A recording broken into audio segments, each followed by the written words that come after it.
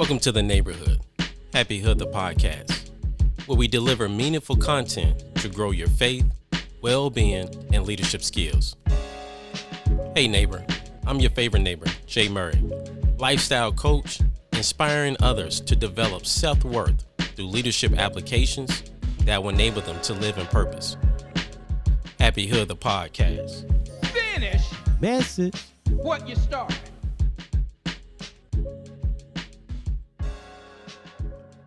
Welcome back to the neighborhood. Welcome to Hapi Hood the podcast. I'm your favorite neighbor, Jay Murray.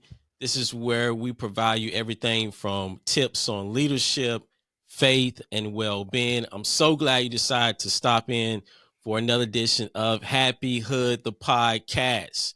And today's guest has worked with over 100 plus NCAA teams and businesses, coaching and developing culture. In addition, he has delivered keynote addresses and hosted workshops and authored multiple books and regularly appears on podcasts to discuss leadership. Please welcome to the neighborhood, David Kitchen, better known as Coach Kitch. How you doing, my man? Jay, my guy, man, I'm fired up to be here, man. I'm excited. I know the platform you've built, and man, I'm just excited to be a part of it, man. It's a great day to be great. So let's have a great conversation. It is a great day to be great. Just let that resonate and let that marinate for a moment. And the reason why I say that is I had a little technical difficulty with my camera, and David was just like, I should say Coach Kitch was like, hey, pivot is what makes us. This is what makes us right there. We need every now and then some adversity. And as you said, this is a day, you know what? Let's be great. Let's be great today. And we're talking about one of my favorite topics, family, and that's around leadership. As if you're not familiar with the podcast or you're familiar with the podcast, you know, or you have heard me, or you will hear me say that leadership is not a title, but a choice. And just reading up on David Kitchen, Coach Kitchen bio, in which, again, you can go check out a lot of his information on edgeleadershipacademy.com. We'll throw that out and we'll put that in the podcast taglines and within the show notes. So definitely go check that out. So Coach Kitch, I guess just starting out, tell us a little bit about your background. Man. Give us some insight of just like how you grew up. I'm always interested to hear, like, how did you get here? So you can go as slow or as fast as you want, but tell us a little bit about your background, my man. Yeah, I think if you go back a few years and you told people, that this is where I would be, they wouldn't believe you, and myself included. So to take it all the way back, man, to where it started, I was given the best gift that I've ever been given by the man upstairs, and that's the fact that I was born into a single parent household. I was raised by my mother. I never met my biological father, and I truly, genuinely mean that when I say it was the best gift I was ever given. It taught me so much, and it gave me an opportunity to learn to be the man of the house at a very young age. And it also gave me the opportunity to learn to lead with love, right? And not a lot of young men get that opportunity. So I'm blessed for that, man. I'm lucky. I'm fortunate. And so I had a stepfather that was in the picture. That's my brother's biological father. He struggled with addiction, struggled with some different things. And so I saw some things at a young age that, traditionally kids shouldn't see. And I always make sure to say it wasn't a late night A&E special, right? I want to make sure that that's clear. There's so many people that had it worse than me, man. But there's things that I saw, and it shaped who I became. I became very emotionally intelligent at a young age because I had to be, right? I had to feel out the room. I had to feel out the vibe. And so that taught me a lot. And from there, man, I had the opportunity to play high school football at a high school that, if you've ever seen the movie Friday Night Lights, imagine that dropped in the middle of rural Pennsylvania. Okay. So literally you drive into town and there's a sign that says God Family Football. It's a religion there. The town shuts down on Friday nights. That's it, man. So I was fortunate to be a good player on a great team. and got the chance to ride some coattails. So, you know, I always got to shout out my teammates, and I appreciate them because it gave me the opportunity to go to college, and it gave me the opportunity to play ball at the next level. Because if I didn't play football, I wasn't going to school. You know, that's just the reality of it. I probably wasn't going to college, and so it got my foot in the door. Unfortunately for me, fortunately now, but at the time, unfortunately, I battled with injuries through my college career. I battled my own demons, and I gave into my ego and the victim mentality and all these different things. And I was a nightmare, man. And so I came in as one of the top recruits in my class, the top recruit in my class, and I didn't start a single game in my entire college career. And so I was, you know, by all accounts, I was a bust. But I was fortunate to be surrounded by coaches that wouldn't give up on me, even when I wanted to give up on me. And so, you know, that led me further down the road of leadership. And so I graduated school. I had been done playing football for 2 years at that point. I stopped playing after my junior year. I got medically disqualified. Graduated school and got into IT sales. And I was shirt and tie, man, selling cloud solutions on the road, doing my thing. Yeah, it was wild times. Making money, you know, making money. There's no doubt about it. But it wasn't what I wanted to do. It wasn't me. And I was fortunate to get the opportunity to start coaching high school football on the side. And that was when I found my passion. Like, I found my way back to the game as a new man. Like, I didn't appreciate the game before. When I was young, I didn't appreciate it. It was my whole identity. It was just what I knew, right? And then I had the game taken away from me. And then I got to come back as a man and coach and be around these young men and feel that responsibility of having to be, you know, a father figure, be a leader, be a role model for these young men. And it lit something in me, man, that within a year, you know, within 6 months, really, we finished the season. And I was, like I said, it was high school team. I called my mom and I said, Mom, I'm going to quit my job. She said, what? I said, I want to go be a coach. I said, this is what I want to do. I'm going to do this thing. And so I wrote a letter to every Division I school on the East Coast and said, I will quit my job and come work for you for free if you give me an opportunity. And I was fortunate that I had a university out of Pittsburgh, Robert Morris University, small D1 school, wrote me back and said, all right, you can come out here and clean protein machines and clean up the weight room and do that for free. Have at it, brother. So I quit my job. I packed up my Jeep and I moved to Pittsburgh, man. And that launched me on a 10-year career in strength and conditioning at the college level. Was fortunate to make my way to Division I and get the opportunity to coach in both major men's basketball and major college football, so Division I football. And then from there, when the pandemic hit, I launched Edge Leadership Academy, and I walked away from a contract extension. And because I wanted to make a bigger impact, there was more out there for me, and I knew that. And so, you know, flash forward 3 years, man, here we are. I mean, that's kind of the Reader's Digest version. There's a lot of twists and turns along the way. Oh, yeah. But you kept hearing one word that sticks out, and I want to make sure I emphasize it yet again, and that's fortunate. Every way you look at it, man, I was fortunate on my journey. The people I met, the adversity I encountered, the mentors I was around, the opportunities that I had. I never take that for granted, brother. Never take that for granted. As I'm digesting it, right? And again, it was a lot, right? This is like, you know, telling your background story, which I always love to start with this because it just helps to paint the picture. And as we discuss family, we're going to be really filling up those gaps because you really, there was a lot that you dropped on there when you talking about, hey, I wrote Division I schools, right? And I was going to quit my job and just go work there. Hello. I mean, everybody's not doing that.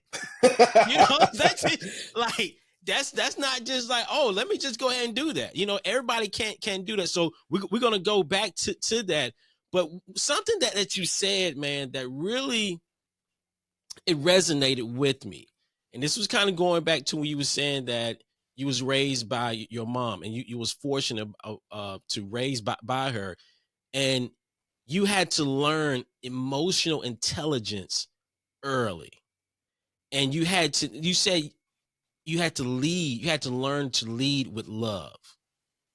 And I want to kind of like just pause there for a moment because I know individuals that grew up in, I wouldn't even call it dysfunctional homes, right? I think even for myself, growing up with a mom and dad, there were certain things that I guess, again, I didn't have the emotional wherewithal to really understand, right? So when you think back to where you had to grow up and really learn emotional intelligence and really lead with love, like unpack that a little bit.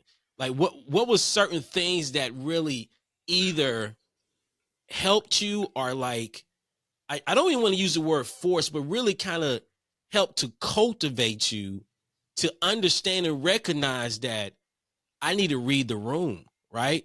I need to understand, you know, empathy. You know, I need to understand certain things that these soft skills that is now really coming back into leadership, right? These Yeah, soft yeah. skills, right? Like what was certain things that when you think about it that really helped you to understand that, oh, there's a love thing that you got to have with leadership. There's Yep. some emotional Yeah. IQ that you got to have with leadership. Yeah, it's interesting, man, because there's a few key times that I remember that stick out to me as like, oh, this is when I kind of learned this skill, or this is when I learned this, Mhm. right? And one of them, that I remember specifically was we used to help. My mom used to work at a couple of restaurants to pay the bills and everything, and so one of the restaurants donated food to the Salvation Army and to the Boys and Girls Club and the YMCA in the area. And so she had me and my little brother. I'm probably 9 years old. My brother would have been like 5 or 6, I guess Mhm. even younger than that, 4 or 5. He was with me, and we were packing peanut butter and jelly sandwiches into these brown paper bags, right? And we're helping and doing the thing. And I remember my mom saying to me, she would have us help go deliver them, right? So we would ride our bike behind the truck. And Mhm. then when they would go to unpack them at the Boys and Girls Club or at the YMCA, I'd get off my bike and I'd go and help unpack this stuff. But she would always say, hey, make sure you grab 2 before you leave. So in my mind, I was like, oh, bet we get free lunch for this, right? This is dope. Mhm. And then what I realized was, oh, wait, we were the family that needed help. We were the family that couldn't get lunch, right? But my mom, instead of picking up an extra paid shift somewhere else, was there helping pack bags for other families, right? Instead of doing other things, she's picking up. And even after everything Come happened with on, my man. Shout stepfather, out to moms, man. I'm saying, right? And so like I remember her going and volunteering after she had just got out of a an abusive relationship. She's there volunteering at the Beyond Violence shelter, Mhm. right? And it's like, oh, she leads with love. Yeah. Like that's her answer, right? Her answer is not to like close up and get cold towards the world. It's to give and it's to serve. Mhm. And so that's where I learned that early, right? And then when it comes to the emotional intelligence piece, it was like, so my brother's father, again, struggled with some things, addiction being one of them. And he was a long haul truck driver. And so he'd be gone for weeks at a time and Yeah. then he'd come home. And so when he came home, the whole dynamic in the home would shift, right? And so I had to learn at a young age, like, okay, I got to fall back now because now there's a man in the house again. So I'm not in charge anymore. I'm back down here. Mhm. But I also got to read his, like, where's he at? You know what I'm saying? Are there substances at play? Is there things going on that I need to be aware of? Like, what type of people is he bringing into the home? Do I need to be the mediator here and like figure this out? And so I learned really quickly, like, I got to feel vibes, right? I got to feel Mhm. what's your energy like. So even now as an entrepreneur and as a business owner, and I did it when I was a coach with players, like I'm very good at like, I can feel your energy. Mhm. I can feel where people are at. Like, don't tell me you're all right if you're not all right, because I can feel it. Like, Mhm. because I had to feel it at a young age, because I had to be on alert, right? Because things could pop off. So I got to scoop up little brother and Mhm. get to the back room Mhm. and make sure that everything's cool, right? And then I have to switch back into leadership mode and come back out and put how I feel aside as a child and be there for my mom because she needs me right now. You feel me? Like, and it's not even like, not that she couldn't handle it, but just she didn't need me crying on top of everything else that was going on, right? Right. And so those are kind of some of the places that I learned like these skills. And then as I got older, I was like, oh, these things kind of give me a leg up on other people because not everybody has this, right? So again, I say it's a gift. Like these were things that I was given, right? And it's why we love superhero stories. Like, why do we love superheroes? Because they all have an origin story, Yeah. right? And it usually comes from Yeah. something poor. And I just saw this the other day. I want to give credit to whoever said it. I don't know who it was, but I saw the video about heroes and villains, right? And they said Mhm. heroes and villains are the same. They have the same backstory. They were both hurt by the world. The only difference was the hero says, I was hurt by the world, so I'm not going to let the world hurt anybody else. Mm. The villain says, I was hurt by the world, so now I'm going to make the world feel that pain. Hurt Right? people, And hurt so you others. got to hurt people, right? Yeah. So you got to decide, right? And I watched my mom get hurt by the world and say, okay, every time I get hurt by the world, I'm going to put more love into the world, Mm-hmm. right? I'm going to keep leading this way because that's the example that I want to set for my kids, right? So that's where that comes from, man. And it's served me so well, you know. And two of my first core values as a human are the fact that I'm honest and I'm caring. Mm-hmm. And people ask me, does that burn you? Absolutely. Yeah. Absolutely. There's times where I get burned, but you know what? I'm not going to let the world make me cold, man. Yeah. I'm not going to let the world make me cold. Like it's not, because the benefits far outweigh the risks, right? Mm-hmm. Yeah. And when you think about, wow, when you think about it, man, the first thing came in my mind. It's a couple of things. One is like, shout out to moms, to dads, to uncles, to grandmas, to aunties that were simply heroes, man.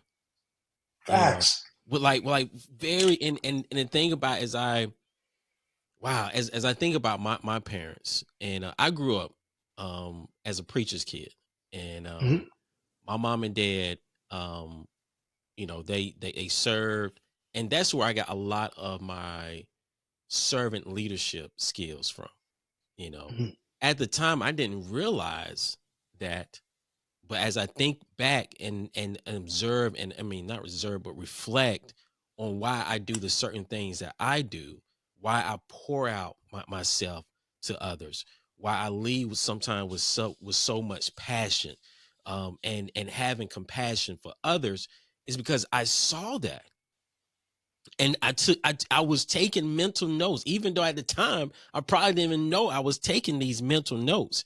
And family, I say that one, I believe we all have those type of moments when we think about like leadership. And again, leadership is not a title but a choice.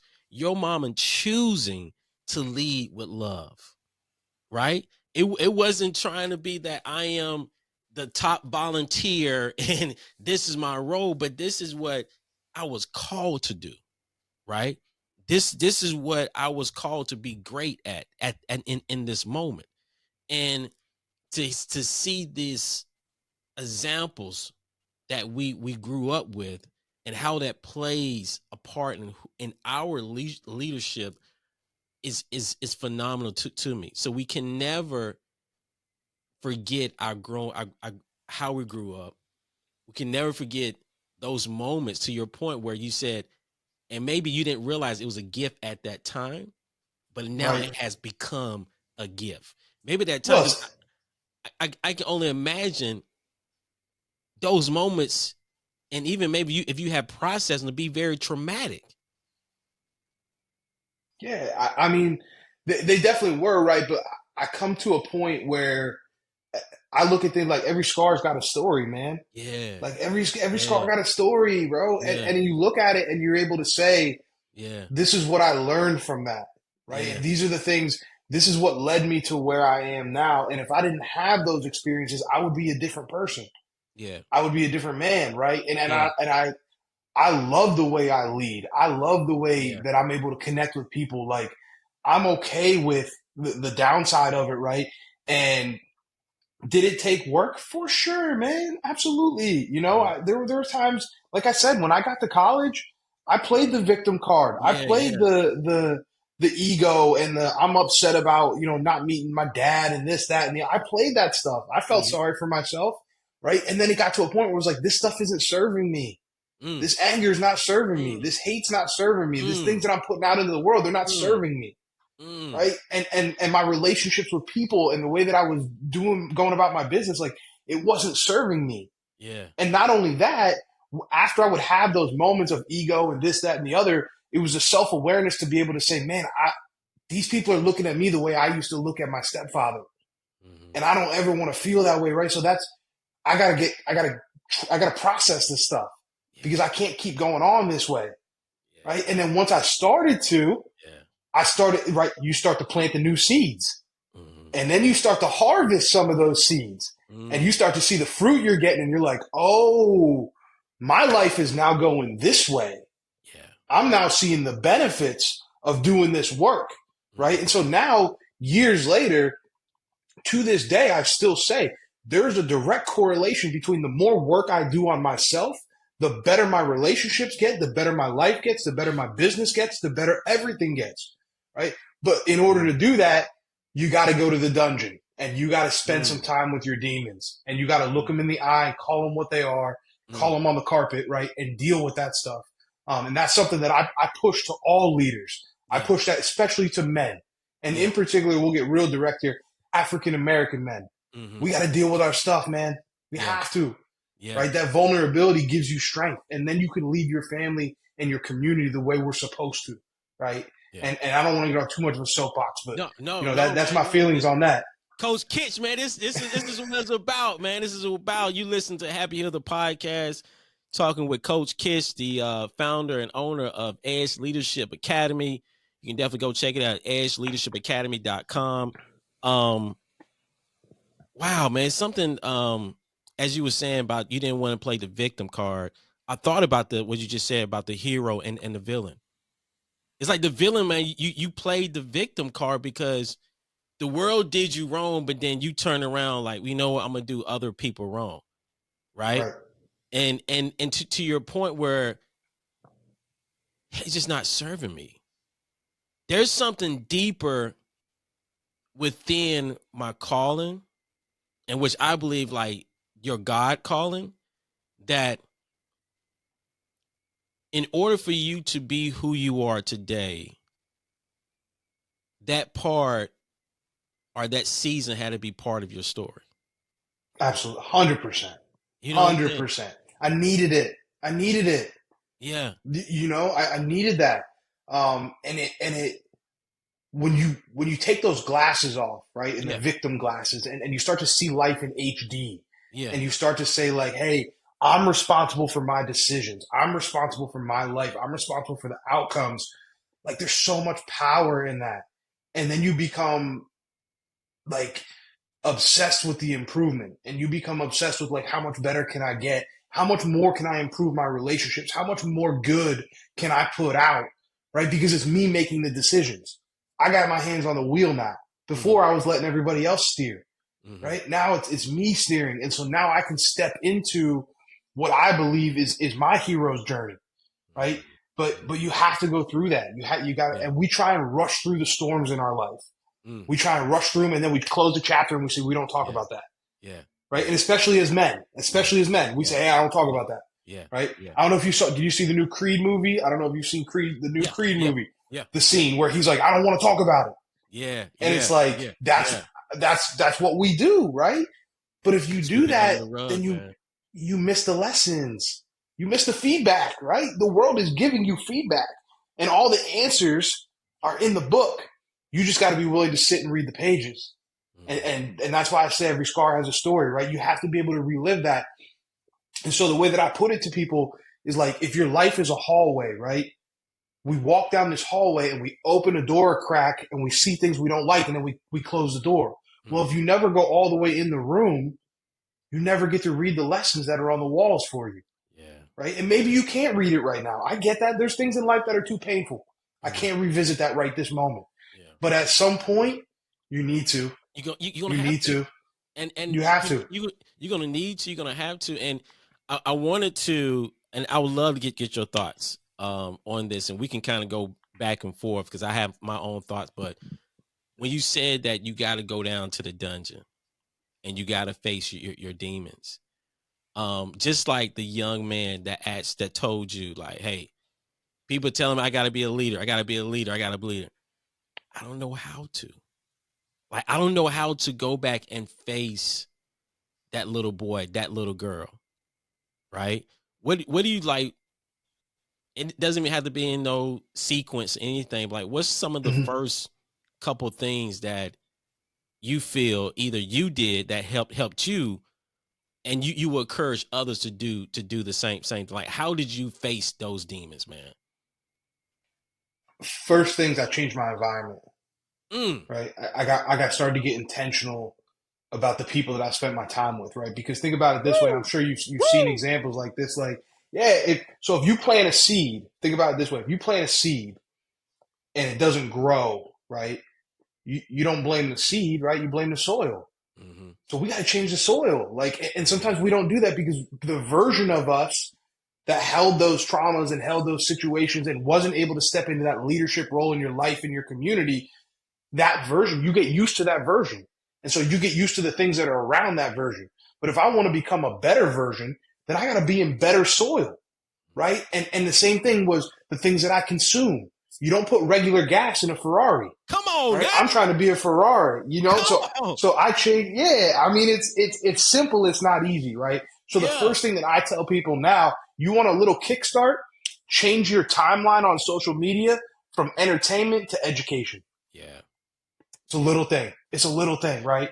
Yeah. But that was the first thing that I started with, man. I had Yeah. to change my environment. Yeah. I had to get around people that were exploring the edges, and that's what I did. I got around coaches, athletes, administrators, people at that level that were chasing excellence. And so now I was like, it becomes glaringly obvious when you're the one that's not chasing excellence. You know what I'm saying? When you're surrounded by a room of high performers, it Yeah. becomes glaringly clear. Yeah. And so, Yeah. at that point it started to go. And then, again, I'm not ashamed to say, man, I sought out help. I found mentors. I found a therapist. I found people that could support me on my journey. And it wasn't out of like, I can't deal with this anymore. It was like, no, I know that these things are holding me back from being able to be free to become the person that I want to become and have the impact in the world that I want to have. So in order for me to do that, I need to do these things. And if I don't, then that's selfish.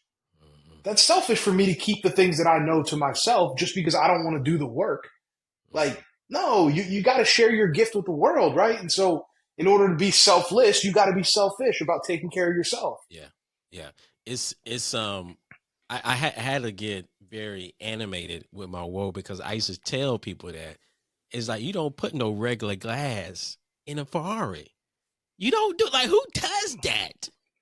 You know, We do it every day. We do it every day, man. Society does it every day. who does that, right? And it's like, and you expect it for it to last and for it to run the way that it was built to run. You know what I'm saying? So when you had said that, woo, that hit something, man.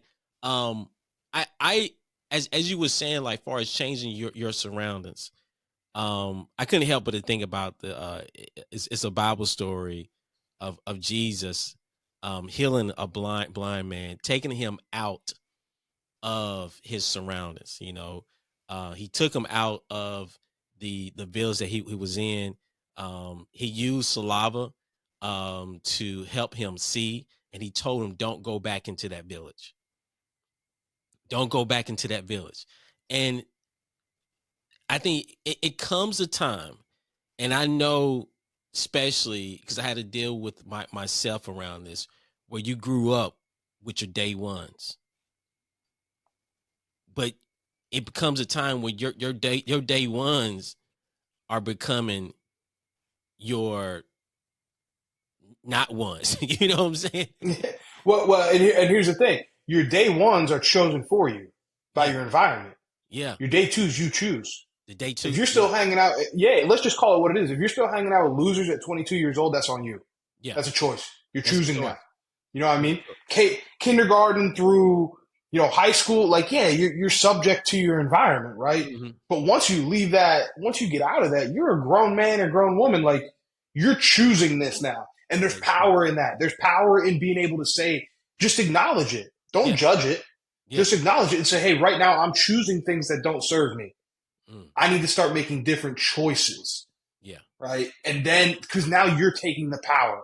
Mm-hmm. Now you instead of saying like, "Oh, my friends are negative," well, they're your friends. Yeah. You choose to answer that phone. You choose to go get a coffee with that person. Mm-hmm. You choose to bounce your ideas off that naysayer who's going to tell you why you can't do it. Yeah.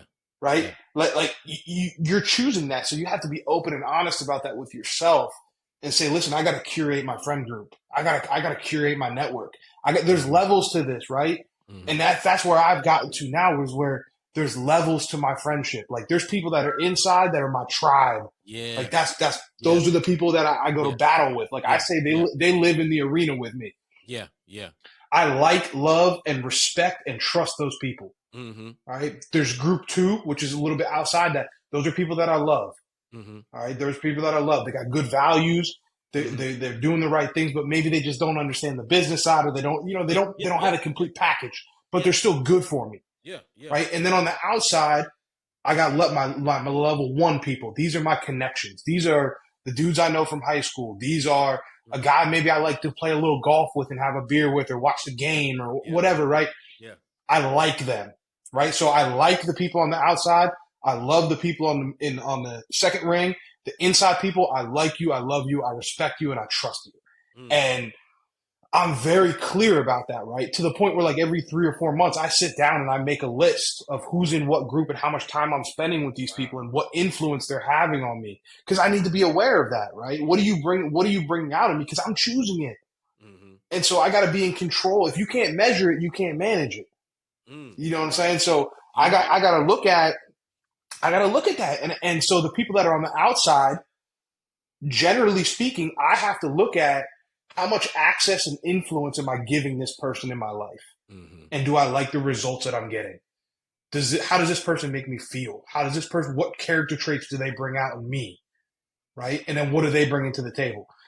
You know what I'm saying? So again, it's about curating your soil. Like figure out what do you want to surround yourself with? And at this point in the world, man, geography is not a limiting factor, right? Like I have friends that are in my tribe that I see once a year. Yeah. But I talk to them every day. And so you just have to be intentional about that stuff. Yeah. That's intentionality.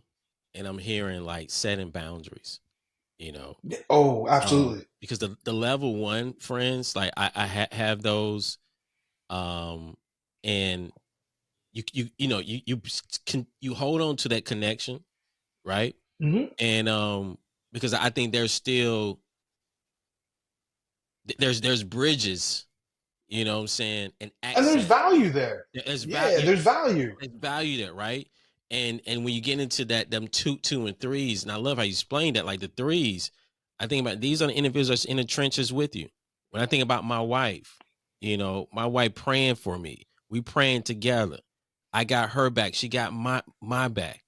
You know what I'm saying? Now let me take that a step further for you, right? With your wife, what is she also able to do? Because this is what separates a level 3 person.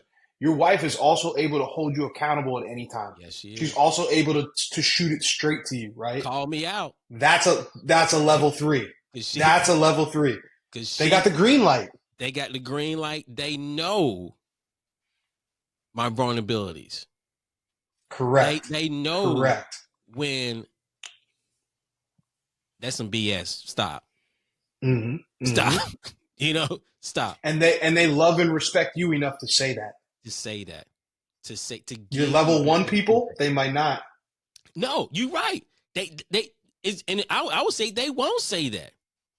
Correct. Right. They won't provide that level of I even call it respect. Mm-hmm.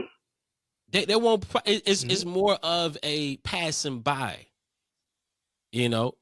I used to say this when I was coaching. When players would say, "Coach, why are you always on me?" And I would say, "Because I want you to want to be great as bad as I want you to be great. Mm-hmm. I'm on you because I love you. I'm on you because I respect you. I'm on you because I can see the potential in you, and I'm going to hold you accountable to the things that you said were important to you." Mm-hmm. Right? And I expect the same from my players, and I always let them hold me accountable. They know. They could call me on the carpet whenever they wanted to, right? In a respectful way, but they could do that. Yeah. And with my friends and my core, my tribe, I expect that on the daily. Mm-hmm. I expect that on the daily, man. Don't let me slip because I won't let you slip. Yeah. And it might not just be business things. It could be father things. It could be friend things, like Oh yeah. whatever, Oh you yeah. know what I'm saying? Like I'm Oh yeah. always, we're straight with each other and we have Mm-hmm. hard conversations and then we hug it out and I thank them and they thank me, right? Like those are the types of relationships that I really value. And those are the types of relationships that will help you grow as a human, right? And so you have to be really intentional about creating them though, because those are few and far between. That's as you were saying and just kind of thinking about the accountability and pushing individuals to be great. I think one thing, so I think there's a, how can I put this, is providing individuals direction and giving them a pathway without projecting fully your aspiration on them. Because as I tell people, and I tell my daughter, if I want it more than you, there's a problem. Right. I Right. can't, like, until you can understand the magnitude of the circumstance, until you want it, only thing I can do is just continue to motivate you, encourage you. But not even with like my daughter, even people I have led, if you don't want it, as some at some point I have to let go. Yes. And I would love to hear your thoughts on that as a Yeah. coach. You know what I'm saying? Like you have been in those circumstances and speaking to a leader, like how do you motivate even your kids, but you know, your people that you lead, knowing that it's a point where you want it more than they want it. Yeah, I think it starts, man, and this is personally and professionally, right? I Yeah, use the same kind of some of the same approaches with some of my friends. Like if I see someone drifting yeah, and all of a sudden like they might become that level 1 or level 2 type friend instead of mm-hmm. being in the middle with me, I apply the same thing, right? So one of the things that I ask people all the time is what is your vision in life? What do you want? Like at Mm-hmm. the end of everything, right? What do you want? Yeah, And it doesn't have to be super tangible, right? Like mine is I want to leave a legacy for my family. Like that's mm-hmm. what I want. That's my vision in life is to leave a legacy for my family to be proud of. Mm-hmm. And so it's like if you get clear on that and you get other people to say what they want, then you can hold them accountable to that. And what you do with that is up to you, right? I'm not in the business of dragging people, right? I'm not Mm-hmm. in the business of dragging people. No, I'll give you a jump start. I'll give you a kick in the butt. If you need a hard Yeah, conversation, I'll have a hard yeah, conversation with yeah, you, yeah, right? yeah. I'm okay with that. But what I'm not okay with is if you're not going to do the work, and I've had this conversation with players before, if you're not going to do the work, don't tell me you want to be an All American. Stop. That's self deception. That's dangerous. Stop. Don't do that. Just be very clear with yourself. Be very honest with yourself and just say, no, this is where I want to be. Okay. I want to be a bench guy. I want to be a sixth man. I want to be, whatever. Just be clear. Don't lie. Stop saying it's important to you, right? And when you hold that mirror up to people, that's when they start to realize like, oh, I have to change. Because either you have to change or your goals have to change Mm-hmm. because they're not congruent, right? And in order for you to have these goals, then your habits have to change, right? So there's a lot of change required for you to now chase what you said was important. So if you're not willing to do that, just be straight about it, right? Yeah. So there's a big difference between are you incapable or are you unwilling? Because Mm-hmm. those are two very different things, right? They're two very, Mm-hmm. very different things. And Mm-hmm. so for me, then, as a leader, it's my job to continue to give them the resources that they need to work through that cognitive dissonance and that separation between who they are right now and who they're trying to become, because that's hard. It's hard to change, Mm-hmm. right? And so it's my job as a leader to support them and challenge them through that. And as they reach each new layer closer and closer to the person they're trying to become, to continue to encourage them and give them the resources, right? Whether that's support, motivation, knowledge, skills, empathy, just an ear. Like, I have to give them the support to be able to step into that and give them the confidence that it's okay to take risks and it's okay to make mistakes and it's okay to fail on the way to getting that. What's not okay is to quit, right? So one of the things that I tell people a lot when they set out on these journeys is, listen, bad days happen. Bad habits are a choice, right? Bad days happen. Bad habits are a choice, okay? And so that's kind of how I go about it when it comes to like my friend group personally or professionally. If I notice that somebody, like, I want it worse than them, I will try and will be very intentional about sending as much information their way as possible, right? So it might be podcasts, it might be books I've read, it might be conversations that we have together, etc. But I do that for a reason. It's like, it's my way of seeing whether they'll take the bait, right? Like, I want to see, like, hey, if I give you this stuff, if I save you some of the effort of going to find it for yourself, because maybe you're just lost. True. We have seasons in life where, like, we don't know which way is up. True. And so maybe if I can give you a little direction, you can figure it out, right? So I'll take that piece on me because I think that's my responsibility as a leader to try and help you, right? So I will send you content. I'll send you, whether it's, like I said, podcasts, books, etc., all the resources. I'll send you this stuff, and I'll try and tug you to come with me, right? But what I'm not gonna do is spoon feed you.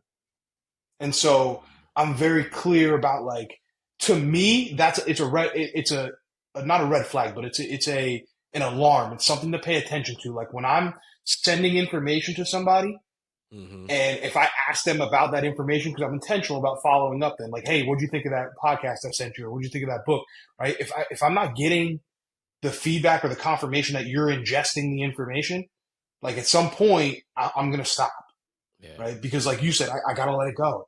Like, because here's the thing. I told you earlier, I want to leave a legacy for my family. Like, that's important to me. So I'm climbing a mountain. I want as many people to come with me as I possibly can. But at the end of the day, if you got altitude sickness, I can't help you. I'll give you a rope, and that's the content, that's the books, that's the podcast. I'll give you the resources. If you don't grab it, that's on you. I can't stay here with you. You know what I'm saying? When I get to the top and when I figure this thing out, I'll send people to come get you, and I will continue to send resources your way the whole time. I will not cut you off, but I can't stay here with you. You can't slow me down because it's not about me. It's about my family. It's about the future generations. It's about all the other people that I'm trying to impact, right? And so that's kind of how I approach it on a personal level. And sometimes I'm pretty clear about that with people. Like, sometimes I can be a little bit, I said one of my core values is honesty. Like, sometimes I can be straight with someone and just be like, hey, listen, man, like, you're not showing me that you're built for the climb right now. Like, you gotta come on, because the circle, I call it our power circle. Like, that's my group. Like, the power circle's eating, and you're not hunting, right? And so you gotta come on. What do you need help with? What is it? Is it what's holding you back, right? What are the things? And so that's kind of how I handle that in my personal life. Yeah, again, you listen to Hapi Hood the podcast. We are here with Coach Kitch, David Kitchen, the founder of Edge Leadership Academy. You can go check it out at www.edgeleadershipacademy.com. I think one of the biggest things you mentioned and family, when again, talking about, I know we have talked about a lot, this is just letting it flow on a lot of different areas of leadership. But as leaders, when we are leading others and the moments where it feels like we want it more than the other person, when the other person doesn't seem like they want it as bad as we want it, I think the biggest thing is, at that time, it may be important to re-anchor and ask the question, to your point, is, hey, what do you want out of life? What is your vision?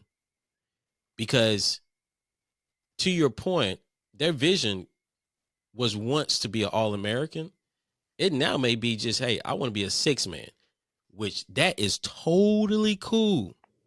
Let that be known. I think everybody need to play that position, because we got a lot of people. This is a side tangent. We got a lot of people that want to be ones.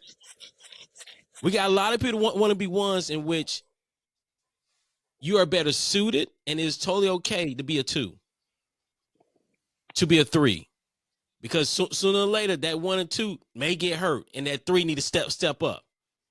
You know, need to step up. But redirecting them to what is your vision, what is your goals, because I believe goals do change. They readjust, they evolve, which as they should evolve, right? And it could be that, hey, your goals have evolved, and we need to make sure that we take a moment to digest that and to really think about that on what we're doing, and allow that to inform the direction, the actions that we take. So I love what you said that, because that is definitely a really great tip. I want to definitely leave some space for you to talk about Edge Leadership Academy, to talk about like what it is, what are certain things that your company does, that your focus, and maybe just something that individuals, you know, can, if they're looking for information, what type of information or leadership that your company provides. Yeah. So our company, Edge Leadership Academy, was literally built to bring as many people into the arena of life as possible, right? And what I mean by that is, I want people to get out of the stands. Like I want you to take control of your life, and step into the life that you're meant to live, right? And so we want to arm as many people as possible with the skills that it takes to be leaders in their community, leaders in their business, leaders in their relationships, leaders in athletics, across the board. Come on, man. You know, our vision as a company is just to be the driving force behind people's success. So when we come in and we do workshops, whether it's with a business, we do them with nonprofits, we do them with schools, we do them with college athletes, you know, across the board, any type of organization. If we come in and do a workshop with you, what we're trying to do is build a community and create an environment where you can learn and grow and execute, so that you can become the best version of yourself, and then also so that the people in your organization can start to lead as well, right? So we're trying to develop leaders, not just at the top level, but all the way through. We want everybody to step into their leadership role, capacity, whatever that is at the moment, right? Mm-hmm. So how we do that, and what we do that makes us a little bit different. We work, like I said, with corporate space, we work with the athletic space, we work with nonprofits, et cetera. But what makes us different is we don't get on stage and give you 5 tips to being the best leader. Like, that's not what I just don't believe in that. What I do is I try and invite people to engage in the process. Mm-hmm. I invite you to engage in the process of becoming a leader. And how I do that is by giving you actionable items that you can do today, right? So one of the big things when we finish a workshop is I love that everybody can tell me, hey, these are 3 things that I'm going to walk out of here and I can use this today, right? It's not a bunch of theory. So we take the theory and we make sure we marry it with execution, right? And so that's what we do. How we deliver that depends on the needs of the organization. Sometimes they're workshops. Sometimes in the athletic space, it's coaching the coaches. So sometimes we'll spend a whole day with a coaching staff, right? Mm-hmm. Sometimes it's culture rebrands. Maybe there's some cultural issues within the business or the company or the team. We'll come in and we'll assess that stuff for you and help you formulate a plan and develop some workshops that we can do to build off of that. We also do one-on-one coaching for any type of leader, somebody that's aspiring to be a leader or just got into a management role, all the way up to CEOs. So we coach everybody that's looking to enhance their leadership skills. And then the other thing that we do is our high performance area, right? So for us, we call this the tribe. So we try and create a tribe of high performing people. And so we host mentorship programs that are 12-week guided mentorships with me. It's not with some staff member that you've never met before. It's me directly. Then we also do like one-on-one high performance coaching for people as well. So we do a little bit of everything. We have our podcast, the Built Not Born podcast. We have our newsletter, the Finish Friday newsletter that comes out every week. You can find all of that stuff on our website, edgeleadershipacademy.com. You can follow me directly at Coach D Kitch on all the social medias. I keep it simple. And I'm always putting out, video content. I mean, to be quite honest, everything that we teach is in our social media somewhere. So like, if you really wanted to take the time, you could rebuild our whole curriculum from our social media. We give it away for free, right? Now, obviously, do we charge for the implementation piece? Yeah, Yeah. but I don't hold things back, man. I'm not somebody that's going to say, click here and pay $4.99 to see the rest of the video. Like, nah, if you want the information, here it is, man. I want people to win. I love seeing people win. So that's where you can reach me from a business side. Yeah, yeah. And just kind of, I guess, leaving on this note, man, to the millions and millions and millions, yes, speaking into existence, people that will watch and listen this, and that individual that maybe at this moment they may be going through a storm. They may be going through a season where they feel like all the odds are stacked against them and they feel like they're not winning.